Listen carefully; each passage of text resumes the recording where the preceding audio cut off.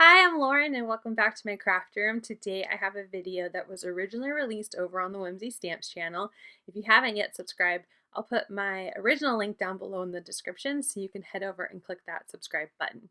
But today I am sharing with you this cute little dog card with a hidden little kitty cat, and it also has a foiled background. Lots of fun paw prints on this card. I hope you enjoyed this tutorial.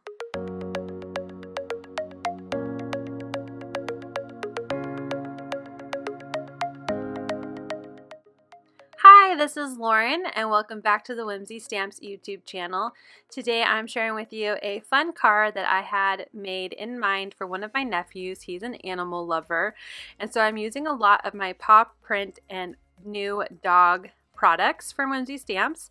So first I have this background stamp, and I'm going to be inking it up with some white pigment ink. Just use your favorite kind of white pigment ink. And I am going to use some brown cardstock and lay that on top of my stamp, and then use a piece of scrap paper to help me apply pressure. I find this is the easiest way for me to use such a large 6x6 stamp set. I'm going to set that aside to dry because pigment ink does need a little bit of extra time, and I'm going to run one of my new black and white dog print pattern paper through my die cut machine with one of my Wonky stitched rectangles, and then I used it with this rose gold foil through my ink machine, and it came out with this beautiful shimmer onto my background. Now I'm going to stamp out my images. I'm using the new Blending In stamp set. I think it's so adorable, and I'm going to be using some Pinecone VersaFine Clear ink because I will be embossing my images.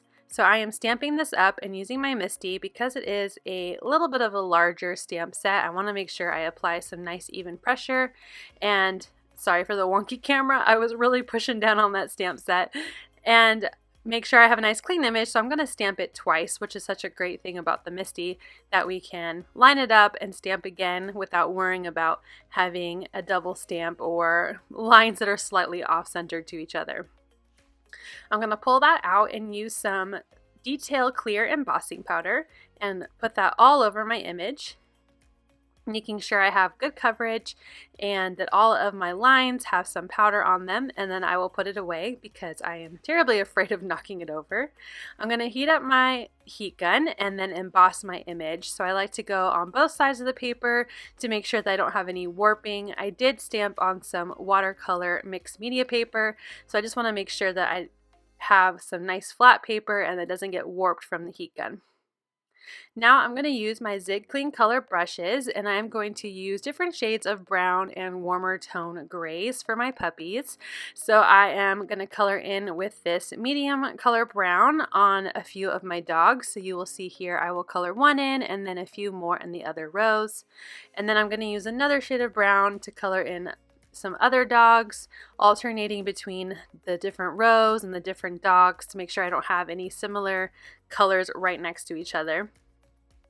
Now I'm using a warmer gray to kind of make darker shaded dogs.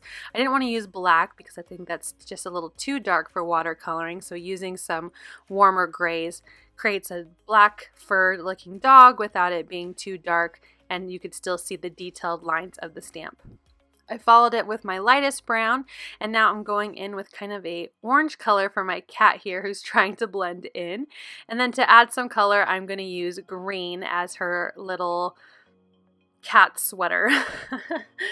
Next, I'm going to bring in some red for the tongues, and I have a white gel pen where I'm just going back in and adding any white ink to the eyes or adding a little bit of freckle spots just to make sure anything that got covered up with paint that I didn't want to be colored can be white again with that gel pen. I'm going to use that outline die and set it aside. Once it's dry, it will be all cut out. Now I wanted to make a little border of these paw prints, so I'm using some green cardstock for my stash, and you'll see I will bring that out later. But I created a 1-inch border and then ran it to the die cut with that cute paw print border die. I have a quick strip and I stamped the Woof sentiment also in that Pinecone ink, and now it's time to start assembling all of our pieces together. So there is my 1-inch border strip. I'm just going to use that wet glue and adhere it to my foiled background. I want to make sure that it lines up fairly close to where I die cut it out with that same Wonky stitched rectangle, so there was a seamless transition between those two papers and that I knew they were going to be the exact same width.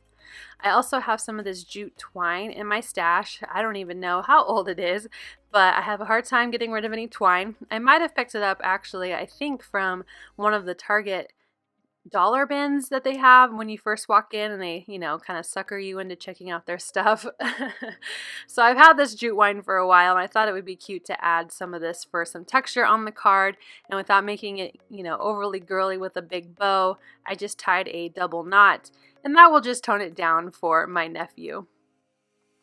Now that that's done, I'm going to apply some of my Fawn tape. I've cut off different pieces here and apply it to the back. I'm going to pick up that release paper and center it onto that paw print background. I actually die cut it out using my nested quilted die. It has this awesome scallop rectangle die, so I die cut that piece with the scallop die. And now I'm using some wet glue to adhere all of that onto my white card base. Now I want to pop up my little puppies here with the blending in cat, so I'm going to use some of my foam dimensionals here to add that dimension to my card.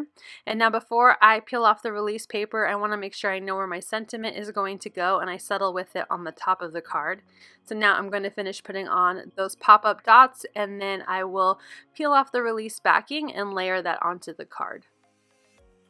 Finally, I'm going to add my sentiment. I'm making sure I will place it where I like it, and then I am going to use some wet glue on the bottom half of that sentiment strip and then adhere that to the top of the card, so that way it layers in between those two different type of paw print patterns I have on my card.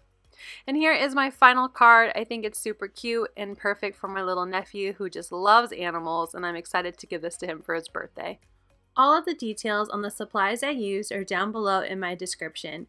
I hope you'll click like if you enjoyed this card making tutorial, and that you'll hit that subscribe button if you're new to my channel. Thank you so much for watching, and have a wonderful day.